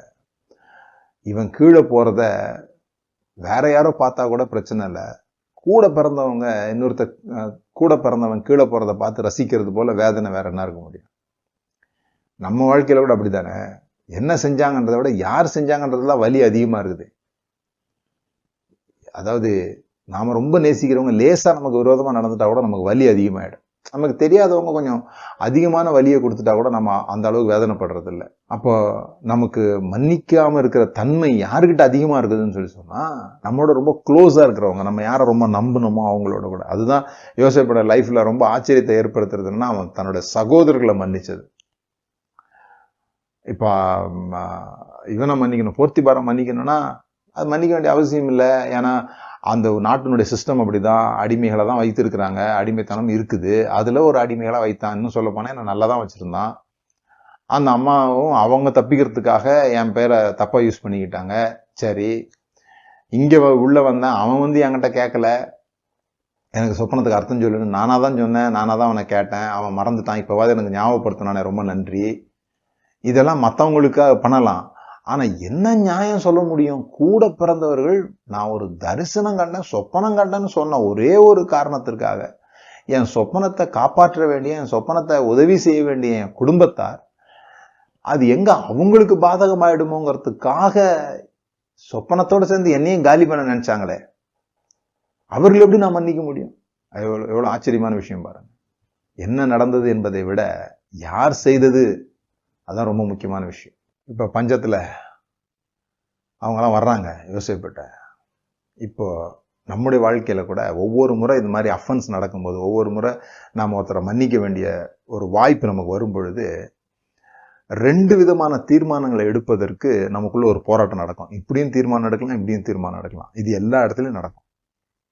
யோசேப்பு வேற மாதிரியே நடந்திருக்கலாம், பைபிள் எழுதியிருக்கிற மாதிரி நடந்ததாக எழுதப்பட்டிருக்குதே அது ஒரு வகைன்னு சொன்னா, இன்னொரு வகையும் அவனுக்குள்ள மனசுக்குள்ள போராடி இருக்குமா, போராடி இருக்காதா? எப்பொழுதும் நம்மகிட்ட தான் அந்த சாய்ஸ் இருக்குது. இந்த இப்படியும் நடக்கலாம், இப்படியும் நடக்கலாம்.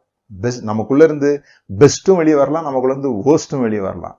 ஆனா எப்போ வேர்ஸ்ட் வெளியே வரும்னு சொன்னா, நமக்குள்ளாக கசப்பு இருக்கும்போது நமக்கு வெளியே செய்யறது எல்லாமே அந்த கசப்பை தொட்டுட்டு தான் வரும். அதனாலதான் அந்த கசப்பான வேரை நம்ம உடனே இயேசுவின் நாமத்துல பிடுங்கி வெளியேறினா, இந்த காட்டத்தி மரத்தை பார்த்து நீ வேரோட பிடுங்குண்டு கடல்ல தள்ளப்படுவாயாக அப்படின்னு சொன்னா, அவங்களுக்கெல்லாம் கடல்லாம் மோசமானது தான். அந்த கடல்ல தேவையில்லாதெல்லாம் தள்ளப்படுது.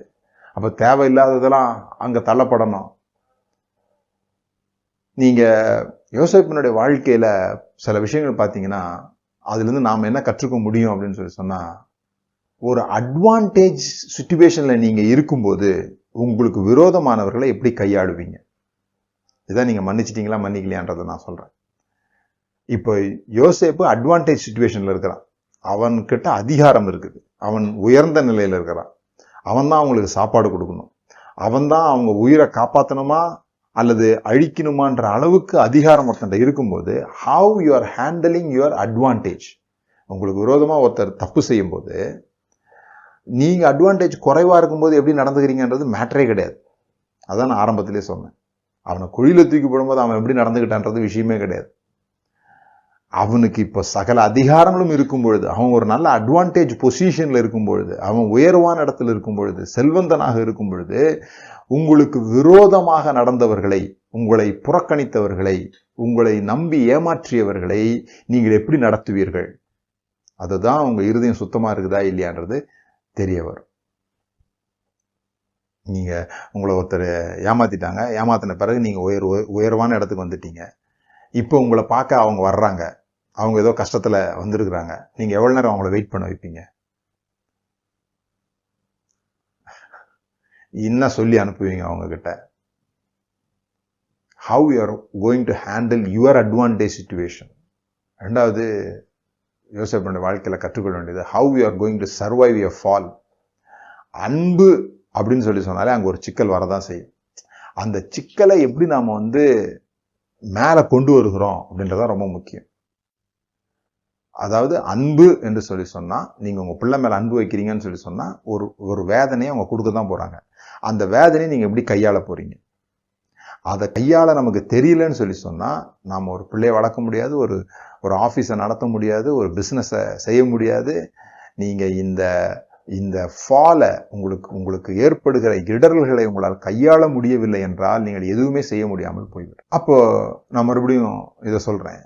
இப்போ யோசேப்புடைய ஸ்டோரியில ரொம்ப இன்ட்ரெஸ்டிங்கான விஷயம், நிறைய பேர் பேசாத விஷயங்கள்லாம் என்னன்னு சொல்லி சொன்னா, ஏன்னா யோசேப்பு ஒரு நல்ல மனிதராக நம்ம பார்க்குறோம், ஒரு புனிதராக பார்க்குறோம், ஒரு அன்னமர மன்னித்தவராக பார்க்குறோம், கஷ்டப்பட்டு முன்னேறினவராக பார்க்குறோம், தேவனால ஆசீர்வதிக்கப்பட்டவராக பார்க்குறோம், குழியில விழுந்தவர் அரண்மனையில் இருக்கிறத பார்க்குறோம். அப்போ இந்த நடுவில் ஒரு சின்ன விஷயம் நடக்குது. அவங்க அண்ணன்மாரில் காசை போட்டு விட்டுறான், அவங்கள கட்டி வச்சிடுற மாதிரி இருக்கு, சிமியோன் இங்கே இருக்கட்டும்ன்ற மாதிரி இருக்கு, அவங்கள பயம்புறுத்துற மாதிரி இருக்கு. என்னமோ அதை பற்றி நம்ம அவ்வளோவா பேச மாட்டோம், சிந்திக்க மாட்டோம். ஏன் இப்படி ஒரு நல்ல மனுஷன் நடுவில் இப்படி நடந்துக்கிட்டான் அப்படின்னு சொல்லிட்டு. அதுதான் நான் சொல்றேன், மன்னிப்பு என்பது ஒரு அழகான கலை. அந்த மன்னிக்கிறதுக்கு முன் எல்லாரையும் எல்லா நேரங்களிலையும் பக்கத்துல வச்சுக்க முடியாது, பக்கத்துல வச்சு நேசிக்க முடியாது. ஆனா எல்லாரையும் எல்லா நேரத்திலையும் மன்னிக்க முடியும். சில பேர் நம்முடைய அன்புக்கு அந்த நேரத்துல ஆயத்தமா இருக்க மாட்டாங்க.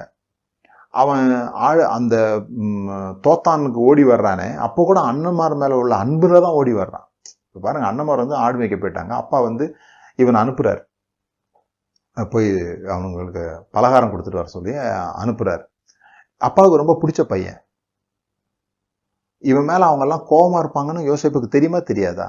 ஏற்கனவே. ஏன்னா இவன் அப்பவுமே துன்மார்க்கத்தெல்லாம் என்ன பண்ணிட்டு இருக்கிறான், சொல்லிட்டு இருக்கிறான். அவன் மேல இவங்க கோபத்துல இருக்காங்க. சொல்லலாம், எப்பா அண்ணன்மாரெல்லாம் என்ற கோபத்துல இருக்காங்க, அவங்க எல்லாம் ஒன்னா நின்றுட்டு இருக்கானுங்க, அவங்க எல்லாம் வேற அம்மாவுக்கு பிறந்தவங்களா இருக்காங்க, நான் மட்டும்தான் இப்போ தனி, தம்பி சின்ன பையன், நான் போக முடியாதுப்பா இப்போன்னு சொன்னா அப்பா அதை புரிஞ்சுக்க போறாரு. அப்பா அவ்வளவு அன்புல இருக்கிறாரு. சரி, இவன் போனான், அப்பா எங்க சொன்னாரோ அங்க போனா அதுக்குள்ள அவங்க வேற ஊருக்கு போயிட்டாங்க, வேற மலைக்கு மேல ஏறிட்டாங்க. அப்ப இவன் என்ன பண்ணலாம், திரும்பி வந்திருக்கலாம் இல்லையா? கடமைக்கு போயிருந்தா, அப்பா சொன்னதுக்காக போயிருந்தா, வேண்டா வெறுப்பா போயிருந்தா, அவன் என்ன பண்ணிருக்கலாம், அப்பா நான் போனேன், ஆளை காணும்பா, அவங்களெல்லாம் காணும்பா, எங்கேயோ போயிட்டாங்கப்பா அப்படின்னு போயிருக்கலாங்க. கூகுள் மேப்லாம் கிடையாது அப்போ போய் கேட்கறான், மற்றவங்கள்ட்ட கேட்கறான், எங்க அண்ணனை எங்கேயாவது பார்த்தீங்களான்னா, அவங்களாம் தோத்தாங்கன்னு அங்க போறான். பலகாரத்தை கொண்டு போய் அந்த அண்ணன்மாரை பார்க்கணுன்ற அன்பு தான் அவன்கிட்ட இருக்குது. ஆனா அந்த நேரத்துல அவர்கள் அந்த அன்புக்குரியவர்களா நடந்து கொள்ளல. அப்ப சில பேரை பக்கத்துல வச்சு அன்பு செலுத்த முடியாது. ஏன்னா வன்முறையாளர்களா இருப்பாங்க சில பேர் அடிச்சு காயப்படுத்துவாங்க. குடும்பத்துல கணவன் மனைவி விஷயங்கள் எல்லாம் பாத்தீங்கன்னா காயப்படுத்திடுவாங்க. அன்பா இருக்கணுமா, மன்னிக்கணுமா, மன்னிச்சிடலாம். கூட வச்சிருக்க முடியுமா, முடியாது. தூரமா வைக்கணும், தூரமா வைக்கணும். மன்னிக்க முடியுமா, மன்னிச்சிடலாம். அந்த நேரத்துல போய் அவங்களை ஆவி சேர்த்து கட்டிப்பிடிக்க முடியாது. ஒருத்தன் ஏமாத்திட்டான், துரோகம் பண்ணிட்டான், நீங்க உடனே போய் மறுபடியும் அந்த ஆளை சேர்த்துக்கணும்னு நான் சொல்லவே இல்லை, மன்னிக்கணும்னு சொல்றேன். அந்த ஆளை வச்சு கசப்பான எண்ணத்தோடு இருக்க வேண்டியது இல்லைன்னு சொல்றேன். People are unsafe to love at that time. சில பேர் அந்த நேரத்துல அன்பு செலுத்துவதற்கு அபாயகரமானவர்களா இருப்பாங்க. அந்த நேரத்துலன்றத ஞாபகத்தில் வச்சுக்கணும். பாருங்க, அண்ணன்மார் வர்றாங்க, அவங்களால யோசேப்பை ரெகக்னைஸ் பண்ண முடியாத அளவுக்கு நாட்கள் ஓடி போச்சு. யோசேப்பு அவ்வளவு தூரம் ஆயிட்டான். யோசேப்புக்கு அவங்களுக்கு தெரியுது, ஆனா அவங்களுக்கு யோசேப்பை தெரியாத அளவுக்கு நாட்கள் ஓடி போச்சு. அதான் நான் சொல்றேன், சில பேர் செத்து போனவங்க மேல கோபமா இருப்பாங்க. அங்கதான் பிரச்சனை. மாமியார் மேல அதெல்லாம் பார்த்துருக்கீங்களா? சில பேர் செத்து போயிருப்பாங்க, அவங்க மேல கோபமா இருப்பாங்க, என் வாழ்க்கையை நாசம் பண்ணிட்டாங்கம்பாங்க. சில பேருக்கு அந்த பிரச்சனைகளே என்னன்னு டீட்டெயில்ஸே தெரியாம போயிருக்கும், ஆனா கோபமா இருந்திருப்பாங்க. ஸோ ரொம்ப முக்கியமான ஒரு விஷயம், உங்களால மக்கள் மாறுவார்கள் என்பதை நம்ப முடியுமா? அன்னைக்கு இருந்த மாதிரியே தான் இன்னைக்கும் இருப்பாங்கன்னு நீங்க யோசிக்காம, சில பேர் டக்குன்னு ஜட்ஜ்மெண்ட்டுக்கு வந்துருவாங்க, இவங்க சரியில்லாதவங்க. சரியா கூட இருக்கும் அந்த நேரத்துக்கு. சில பேருக்கு அந்த எபிலிட்டிஸ் எல்லாம் இருக்குது, ஒரு ஆளை பார்த்தாலே என்னால கண்டுபிடிச்சிட முடியும் அப்படின்னு சொல்லுவாங்க, உண்மையாவே சொல்லுவாங்க. பொதுவா நீங்க கணவன் மனைவி விஷயத்துல பாத்தீங்கன்னு சொல்லி சொன்னா, மனைவிமார் கணவன்மாருடைய ஃப்ரெண்ட்ஸை பார்த்து டக்குன்னு ஜட்ஜ் பண்ணுவாங்க, அதனால நம்பாதீங்க அப்படிம்பாங்க. இவரு உடனே உனக்கு நான் ஃப்ரெண்ட்ஸோட இருக்கிறதே உனக்கு பிடிக்காது அப்படின்னு சொல்லுவார். கொஞ்ச நாள் கழிச்ச பிறகு அதே ஆள் ஏமாத்துவாருன்றது நம்ம நிறைய இடத்துல பார்க்குற ஒரு விஷயம். ஆனா பிரச்சனை என்னன்னு சொல்லி சொன்னா, அதை ஜட்ஜ்லாம் பண்ணிட்டோம், நல்லா பண்ணிட்டோம், ஆனா அந்த ஆளு மாறுவார் 10 வருடங்கள் கழிச்ச பிறகு நீங்க அந்த ஆளை சந்திக்கிறீங்க, அப்ப கூட இதே எண்ணத்துல தான் சந்திப்பீங்களா? அப்படின்னா உங்களுக்கு அந்த கிரேஸ் இல்லைன்னு அர்த்தம், உங்களுக்கு அந்த விசுவாசம் இல்லைன்னு அர்த்தம். எங்கள் விசுவாசத்தை வர்த்திக்க பண்ணணும்னு சொன்னாங்களே, மக்கள் மாறுவார்கள், அவங்கள நான் அடாப்ட் பண்ணிப்பேன், அவங்க சேஞ்சஸை நான் ஏற்றுக்கொள்ளுவேன், அவன் மனஸ்தாபப்பட்டால் அவனுக்கு மன்னிப்பாயாக, நான் இந்த மாதிரி நடந்துக்க மாட்டேன்னு சொன்னா நீ என்ன பண்ணிக்கோ, அவனை ஏற்றுக்கொள். நமக்கு இருதயத்துல அந்த விசுவாசம் இருக்க மாட்டேங்க, தொடர்ந்து கோபத்திலே இருக்கிறோமே, அதுதான் பெரிய பிரச்சனை. ஒரு முறை ஒருத்தர் தப்பு பண்ணிட்டாங்கன்னா அது பெரிய தவறு தான். இது குழியில தூக்கி போட்டதுன்றது பெரிய தவறு. அதுக்கப்புறம் அவனுடைய வாழ்க்கையில நடந்ததற்கெல்லாம் ஒரு ஆரம்ப புள்ளி, அவன் ஜெயிலில் இருக்க வேண்டியதுக்கெல்லாம் ஒரு காரணமான ஒரு ஆரம்ப புள்ளி அவர்கள் போட்டதுதான். ஆனா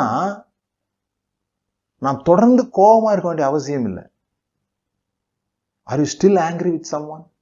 நீங்க இப்ப யோசித்து பாருங்க, யாரை யோசித்தா உங்களுக்கு உடனே கோபம் வருது? எவ்வளவு நாளைக்கு முன்னால் நடந்த சம்பவத்துக்காக கோபம் வருது? ஏன் அந்த கசப்பு இன்னும் நம்முடைய இருதயத்துக்குள்ள இருக்குது? அதுதான் நாம நல்ல விஷயங்களை ஈர்த்து கொள்ள முடியாதது போல நமக்கு தடையா இருக்கிற ஒரு பெரிய மரமாக, வேறாக அது இருக்கிறது. அது மாதிரி யோசிப்பட கற்றுக்கொள்ள வேண்டிய ஒரு விஷயம் என்னன்னா, எமோஷனல் ஹானஸ்டி. அவனுடைய உணர்ச்சிகளை அவன் மறைக்கவே இல்லை. அண்ணனை பார்த்தவனே அழுகிறான். இந்த நடுவில் நடந்த சம்பவங்கள்லாம் பாத்தீங்களா? நீங்க அவன் அப்படியே ஏற்றுக்கொள்ளல, அவங்கள செக் பண்றான். இவனுங்க மாறிட்டாங்களா இல்லையா, நம்ம தம்பியையாவது உயிரோட வச்சிருக்காங்களா இல்லையா, நம்ம அப்பாவை ஒழுங்கா பாத்துக்கிட்டாங்களா இல்லையா, மிந்தி மாதிரி மாறி இருக்காங்களா இல்லையா, மிந்தி மாதிரி அப்பா கிட்ட பொய் சொல்லிக்கலாம்னு யோசிக்கிறாங்களா, நம்ம இறந்ததை போய் அப்பாட்ட சொல்லியிருப்பாங்க, பொய் சொல்லியிருப்பாங்க, அதே மாதிரிதான் இப்ப போய் சொல்ல போறானுங்களா, எல்லாம் செக் பண்றான். அவனுங்க பயங்கரமா மாறி இருக்கிறத பாக்குறாங்க, மிந்தி மாதிரி இல்ல. சரி, அண்ணன் போனா போகட்டும்னு இல்ல, அவங்க தம்பிக்காரனை குறித்து, அவங்க அப்பாவை குறித்து பேசுகிற அந்த வார்த்தைகள்லாம் பாருங்க. அவர் ஏற்கனவே ஒருத்தன் இறந்து போயிட்டான், இப்ப அவனையும் நாங்க கூட்டு வந்துட்டோம்னு சொல்லி சொன்னா அவர் ரொம்ப கஷ்டப்படுவாரு, அவர் வருத்தத்தோட இறந்து போயிடுவாரு. அதனால நீங்க தயவு செய்து இந்த விஷயத்துல ரீகன்சிடர் பண்ணணும்னு சொல்லி அவங்க கேட்கறாங்க. அப்ப அவங்களுடைய உள்ளத்தில் ஏற்பட்டுக்கிற மாற்றங்களை கவனிப்பதற்காக அவன் சில டெஸ்ட் பண்றான், சில விஷயங்களெல்லாம் அவன் செய்து அவர்களை அனுப்பி திருப்பி அவங்கள கொண்டு அவங்க நீங்க பொய் சொல்றீங்கன்னு ஏன் சொல்றான்னு சொன்னா, அப்பாவை இங்க கொண்டு வர, அப்பாவை பத்தி தெரிந்து கொள்வதற்காக. தன்னையும் காட்டக்கூடாது, அதே நேரத்துல அவங்க எல்லாம் எப்படி இருக்கிறாங்கன்னு தெரிஞ்சுக்கணும். அதுக்காக போட்ட ஒரு பிளான் தான் அது. இவர்களை துன்பப்படுத்தணுன்றதுல நோக்கம் இல்லையா? அப்போ தம்பியை கண்ணுல பார்த்த பிறகுதான் அவனுடைய உள்ளம் பொங்குது. ஹானஸ்டி. நீங்க பாருங்க, கோவப்படக்கூடாது, நீங்க வருத்தப்படக்கூடாது, யார் என்ன செஞ்சாலும் நீங்க அதை பரவாயில்ல அப்படி ஏற்றுக்கணும் அப்படிங்கறதெல்லாம் யாராவது சொல்லியிருந்தாங்கன்னா மன்னிச்சுக்கோங்க, நான் அப்படி சொல்லல. கோபமா குத்த வேண்டியது இருந்ததுன்னா குத்திருங்க, டேபிள்ல குத்திக்கிட்டே இருக்காதீங்கன்னு சொல்றேன் நான். சஸ்டைன் ஆகாதீங்க கோபத்துல. உணர்ச்சிகளை வெளிக்காட்டுவது என்பது தவறு அல்ல. ஆனா அதே நேரத்துல அந்த உணர்ச்சிகளுக்கு யார் காரணமா இருந்தார்களோ அவர்கள் மேல் தொடர்ந்து நீங்கள் கோபமாக, தொடர்ந்து நீங்க வருத்தத்தோட, தொடர்ந்து நீங்க அப்படி இருக்க வேண்டிய அவசியம் இல்லை. அது கழிவுகளை போல உடனே நீக்குவதற்கு நம்ம கற்றுக்கொள்ளணும். அதுக்கான சிஸ்டம் நம்ம கிட்ட இருக்கணும். உடனே கூப்பிட்டு பேசி எனக்கு இதான் வருத்தமாச்சு அப்படின்னு கூப்பிட்டு பேசி உடனே சரி பண்ணுவதற்கான சிஸ்டம் நம்ம கிட்ட இருந்ததுன்னா நம்ம ஆரோக்கியமுடையவர்களாக இருக்க முடியும். அது மாத்திரம் இல்ல, நீங்க மற்றவர்களை மன்னிக்கும் போது விடுதலையா இருப்பீங்க. சில பேரை நீங்க மன்னிச்ச பிறகு, நீங்க யோசேப்பினுடைய சகோதரர் வாழ்க்கையில பாத்தீங்கன்னா அவங்க மன்னிப்பை ஏற்றுக்கொண்டே இருந்திருக்க மாட்டாங்க. அவங்களுக்கு தொடர்ந்து அவன் மேல சஸ்பெக்ட் இருந்துகிட்டே இருக்கும். இவனுக்கு அவங்க மேல விசுவாசம் இருக்குது, ஆனா அவங்களுக்கு அவன் மேல சந்தேகம் இருந்துகிட்டே இருந்தது. கடைசியில கூட அப்பா இறந்த பிறகு கூட அவங்க என்ன பேசிக்கிறாங்க, அப்பா இருந்ததுனாலதான் இவ்வளவு நாள் நம்மளை விட்டான், இப்ப நம்மளை கொல்லதான் போறான். இதெல்லாம் நான் யோசேப்பினுடைய சரித்திரத்துல இருந்து தொடர்ந்து பேசியிருக்கிறேன். அதுல நான் பேசியிருக்கிறேன் டீட்டெயிலா. ஆனா மன்னிப்புன்ற விஷயத்துக்காக இதை நான் சொல்றேன் உங்களுக்கு. அவங்க இன்னும் அடிமைத்தனத்திலேயே இருந்தாங்க, இன்னும் கசப்புல இருந்தாங்க, இன்னும் அவங்களுடைய வாழ்க்கையில அவங்களை கொண்டு போய் கோஷன்ல வச்சிருக்கும் போது கூட அவங்க சுதந்திரமா இருக்க முடியல. ஆனா யோசேப்பு அவ்வளோ தன்னோட எமோஷன்ஸ அற்புதமா காமிக்கிறான். அவன் திறந்த மனதோடு கூட இருக்கிறான். வசனத்தை வாசித்து நம்ம முடிப்போம். எபேசியர் 4வது அதிகாரம், எபேசியர் 4 நீங்க 22 இருந்தே வாசிக்கலாம். அது 22 இருந்து என்ன சொல்லுதுன்னு சொன்னா, நாம இப்போ புது மனிதர்கள் ஆயிட்டோம் அப்படின்னு சொல்லுது.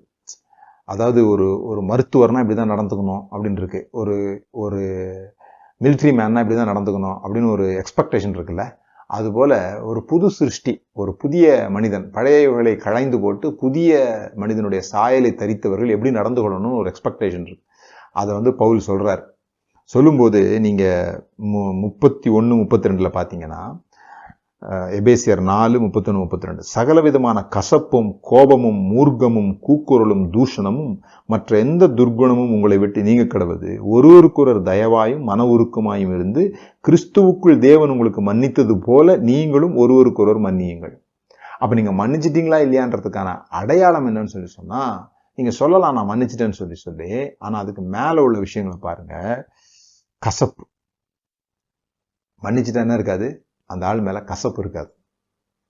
கசப்புன்றது a desire to harm others. வார்த்தையினாலோ செய்கையினாலோ மற்றவர்களை அழிக்க நினைப்பது. கசப்பு இருந்துச்சுன்னு சொன்னா எப்படியாவது அவர்களுக்கு ஒரு தீமையாய் நம்ம செய்யணுன்ற ஆசையோ அல்லது அவர்களுக்கு தீமை நடக்கும்போது சந்தோஷப்படுகிற உள்ளமோ நமக்கு இருக்கும். அதுதான் கசப்பு. அவங்களுக்கு தீமை நடக்காதான்ற ஏக்கம் இருக்கும் சில பேருக்கு. நல்லா பேசிட்டு தான் இருப்போம், மன்னிச்சுலாம் இருப்போம், ஆனா நமக்கு விரோதமா அவங்க சில காரியம் செஞ்சிருப்பாங்க. நமக்கு விரோதமா செஞ்சதுனால அவங்கள தேவன் தண்டிக்க மாட்டாரா அப்படிங்கிற ஒரு ஏக்கம் இருந்துகிட்டே இருக்கும். அந்த உள்ளம் சுத்தமான உள்ளம் கிடையாது. இருதயத்தில் சுத்தம் உள்ளவர்கள் பாக்கியவான்கள். அந்த சுத்தம் எப்போ வரும்னு சொன்னா இதெல்லாம் இல்லாத போது. கசப்பு, கோபம் உங்களுக்கு தெரியும் தானே, நமக்கு தெரியாத கோபமா? நமக்கு தெரியும். மூர்க்கம், கோபத்தினுடைய எக்ஸ்ட்ரீம். கூக்குரல், யார்கிட்ட நீங்க ரொம்ப சத்தம் போட்டு பேசுவீங்க அப்படின்னு சொன்னா, இப்ப நீங்க என்கிட்ட நீ தான் முறை பழகிருக்கீங்கன்னா நீங்க என்கிட்ட சத்தம் போட்டு பேச மாட்டீங்க. நான் தப்பே செஞ்சா கூட, நான் உங்களுக்கு விரோதமா நடந்தா கூட நீங்க என்கிட்ட சத்தமா பேச மாட்டீங்க. யாரை நீங்க தொடர்ந்து சந்திக்க வேண்டியிருக்குது, யாரை நீங்க மன்னிக்கலையோ அவங்கள பத்தி ஒரு கருத்து உங்களுக்குள்ள விழுந்துரும். ஒரு சம்பவம் செய்வாங்க, ஒரு காரியத்தில் நடந்து கொள்றாங்க, அது உங்களுக்கு பிடிக்காம போயிடுச்சு, ஆனா நீங்க மன்னிச்சிட்டீங்க. ஆனா மன்னிக்கலன்றதுக்கு என்ன அடையாளம்னா, அது இன்னும் ஞாபகத்தில் இருக்கிறதுனாலதான் அடுத்தடுத்து அவங்க செய்யும் போது நீங்க கூக்குரல், அபியூசிவ் லாங்குவேஜஸ்ல பேச ஆரம்பிச்சிடுவீங்க. அவர்களை காயப்படுத்துகிற வார்த்தைகளை பேச ஆரம்பிச்சிடுவீங்க. சில பேர்லாம் முதல்ல பேச ஆரம்பிப்பாங்க, ஏன்னா அவங்க எப்படி நடந்து போறாங்கன்ற ஜட்ஜ்மெண்ட் இவங்களுக்கு வந்துட்டதுனால, இவங்கன்னா இப்படிதான் நடந்துப்பாங்க அப்படின்றது ஏன் உங்களுக்குள்ள இருக்குதுன்னா, நீங்க ஏற்கனவே நடந்த சம்பவங்களை அவர்களை முழுமையாக மன்னிக்கல. அதுக்கான விசுவாசம் உங்களுக்கு இல்லை. நம்முடைய ஜெபங்கள் கூட இன்னைக்கு அதுதான் இருக்கணும். ஆண்டவரே, எங்கள் விசுவாசத்தை வர்த்திக்க பண்ணோம். இந்த மனுஷன் மாறி இருப்பான், 10 வருஷத்துக்கு முன்னால இப்படி நடந்துக்கிட்டான், 3 மாசத்துக்கு முன்னால இப்படி நடந்துக்கிட்டான், இன்னைக்கு அப்படியே தான் நடந்துப்பான்ற அர்த்தம் இல்லை. நான் செக் பண்ண யோசேப்பு எப்படி தன்னுடைய சகோதரர்கள் செக் பண்ணாம பாருங்க.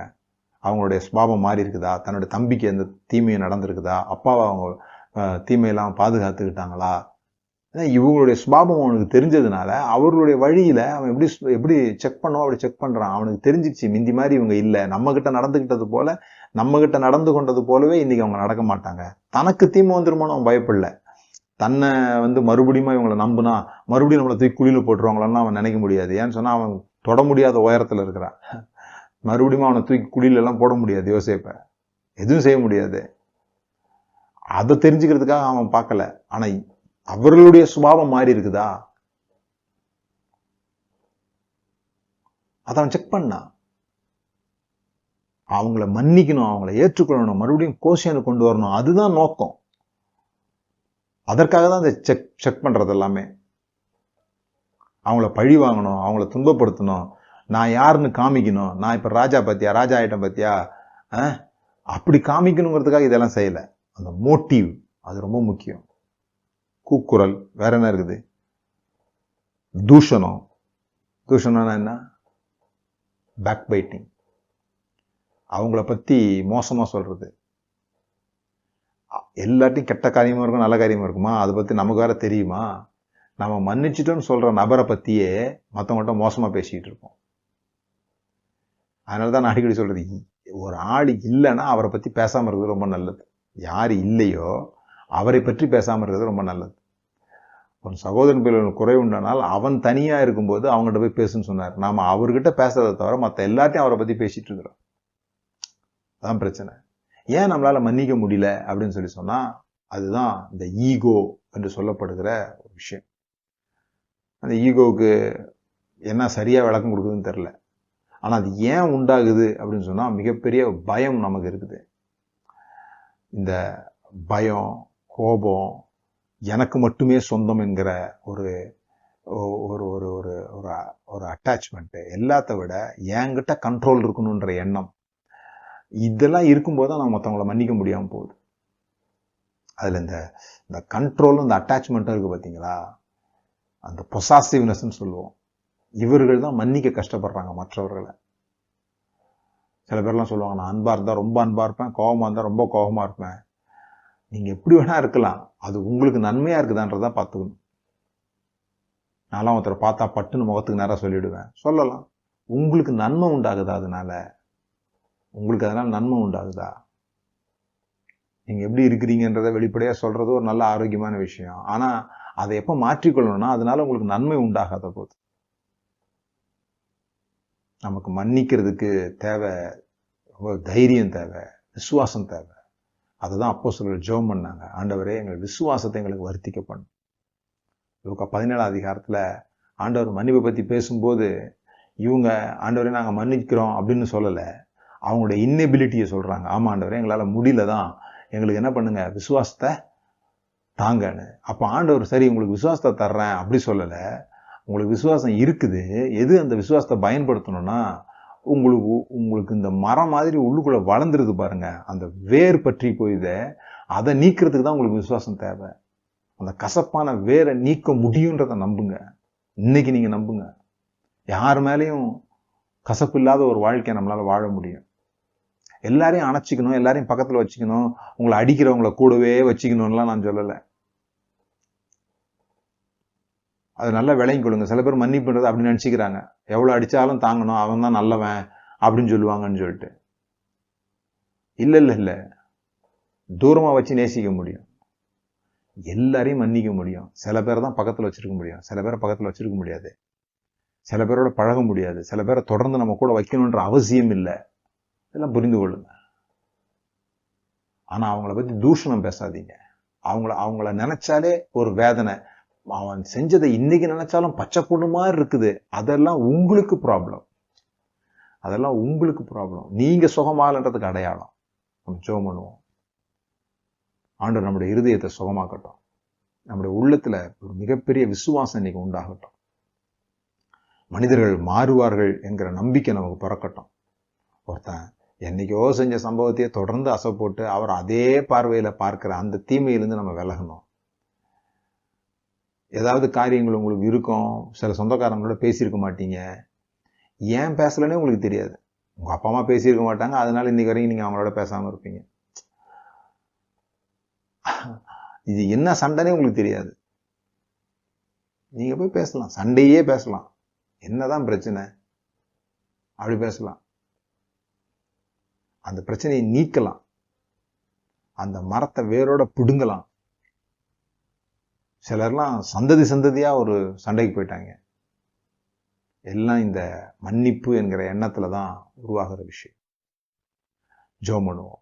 பிதாவே, இயேசுவின் நாமத்தினால் இந்த நாளிலும் கூட எங்களுடைய இருதய சுகத்துக்காக நாங்கள் ஜெபிக்கிறோம், பலனுக்காக நாங்கள் ஜெபிக்கிறோம், மன்னிக்கிறதுக்கு தேவையான விசுவாசத்துக்காக நாங்கள் ஜெபிக்கிறோம். ஆண்டவர், எங்கள் விசுவாசத்தை வர்த்திக்க பண்ணும் என்று அப்போஸ்தலர்கள் ஜெபித்தது போல நாங்களும் கூட ஜெபிக்கிறோம். எங்களுடைய விசுவாசத்தை வர்த்திக்க பண்ணுங்க.